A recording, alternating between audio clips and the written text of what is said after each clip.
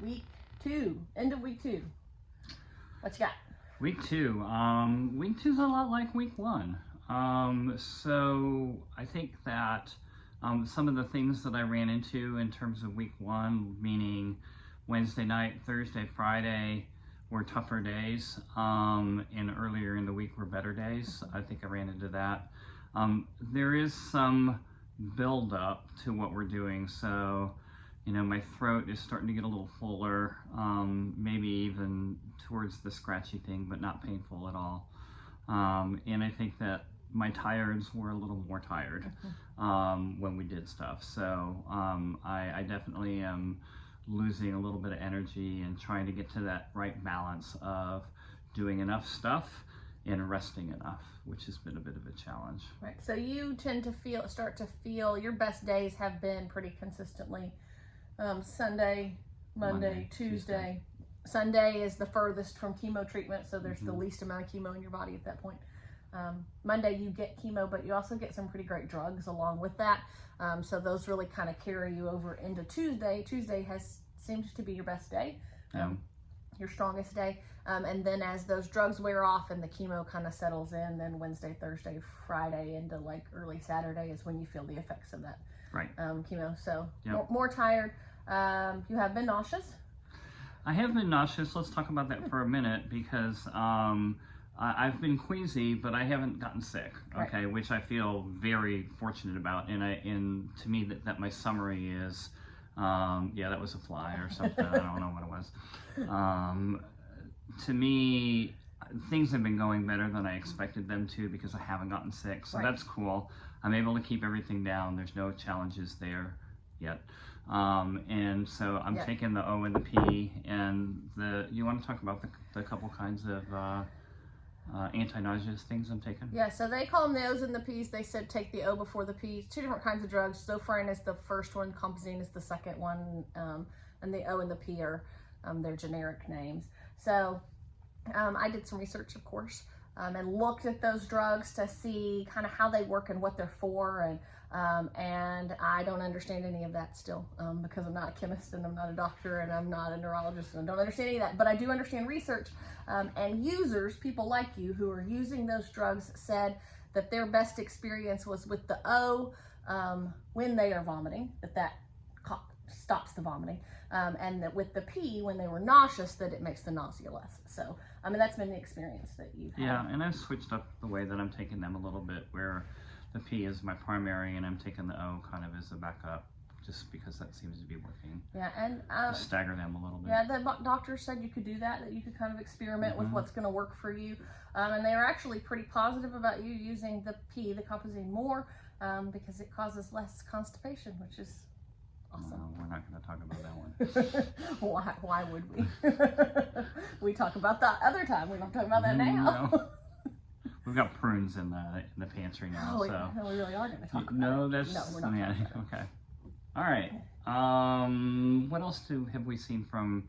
I think that there's still some level of uncertainty of what the week... even though we know kind of what the week trend is, you just don't know what's around the corner. Yeah. And that's a little bit hard to not know, just to live your week the way it is and not go, oh, it's going to be worse or whatever kind of deal. Yeah. So that's been a little bit of a challenge. And that's been definitely, I would say, challenging for you psychologically, is you definitely think about, okay, I feel bad right now. Is this the floor? Is this the ceiling? Is this as bad as it gets? Is this just where I start and it gets worse from there? And the truth is probably all those things. I mean, you probably are experiencing the worst of some things and not the worst of other things. That's a great way of looking at that. And we don't know. We cannot predict that. And so you would call it borrowing trouble. You want to, it's natural for us to want to borrow trouble, want to predict what's going to happen in the future.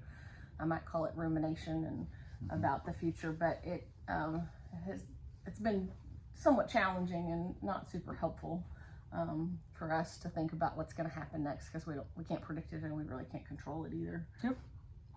So that kind of leads us into, maybe 3 things that are have been different or are uncomfortable for us. The things that have been most difficult. Yeah. Yeah. What do you think? Well, I think the first one is what we just kind of talked about, that level of unpredictability. You don't know whether you're going to be feeling good or bad. And so that's the roller coaster impact, right? Well, yeah, and that's actually something that we talked about, is that we are both on a roller coaster, but maybe different roller coasters. That we are both having these ups and downs and twists and turns, and but that we're on different tracks. And so maybe I can wave to you and you can wave to me as we go by or as we take a loop. But we are definitely not having the same experience. You're having your own highs and lows and ups and downs and scary drops, and I'm having my ups and downs and highs and lows and scary drops. And it's hard to watch your scary drops, Yeah. or it's hard for you to watch my scary drops because you can't do anything to help them with it. Absolutely. So there they go, kind of thing. So we just are kind of locked in and on this roller coaster. So definitely some unpredictability, and that's been hard. I think I wake up in the morning and I don't know who I'm going to have breakfast with, and I think by that I mean me. I don't know if I'm going to be positive and sunny Jess, or bitter and resentful Jess, or scared Jess, or I don't know. And sometimes it goes from one to another pretty quickly. So it's difficult to not have that assurance that you know what's going to happen. We like to know what's going to happen. So that has definitely been a factor. Well, unfortunately, one of the things that we know is going to happen is our second thing, and that is scheduling. Oh my gosh. Scheduling is going to be all torqued up. See, this is where I have to not be angry, Jess, because the schedule has just been the worst part for me. Yeah. And it's understandably a difficult schedule. I mean, on any given day, you have between 4 and 6 appointments, and 1 and 6, right? Yeah, really. 1 and 6, yeah. Or you might see 6 to 10 different providers, different specialties, different things, and so coordinating all of that is really difficult, and it changes constantly. The biggest, I guess, complaint that I would have is not that it's complicated and not that it changes constantly, but that they don't tell us about it. That there isn't any like, hey, we need to move your surgical procedure to a different day. That's a big deal. Or we need you to do this procedure and we need you to stay overnight. They just don't tell us. They just put it in the calendar and hope that we show up and really kind of expect that we will, which I think is pretty ableist is the word that I've used. I mean, that's when you assume that somebody else has less rights and less value than another set of people. And I think that scheduling is a way that they can really value the patient and show value to them, and we haven't really experienced that, and it's just so frustrating because this process is hard enough for both of us, and I would like for the schedule at least to be predictable, but so far it has not been. Yep. Moving on, I think the third thing there is... That's enough talking, Jessica, is what he just said. Moving on. Not as smooth as I used to be. So, the third thing for me has been really caregiver support. So it's noticeable how much support I get and how little support you get. And you're pulling the sled. So, I mean, you really are.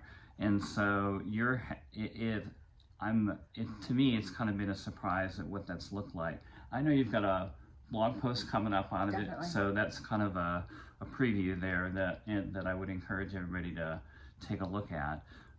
But I think there are more opportunities to give caregiver support than are being utilized. Yeah, I mean, and that's another thing I could probably talk too much about for sure, but I'm really, I guess, passionate about it because every day I sit in a room with 10 or 20 or 30 or 40 other caregivers, and they are struggling. I'm watching them struggle. I'm watching them struggle with their services and their scheduling and their emotional needs. And I mean, you can see it in the way that they're interacting and how they're interacting with the doctors. And there isn't a mechanism for support for them.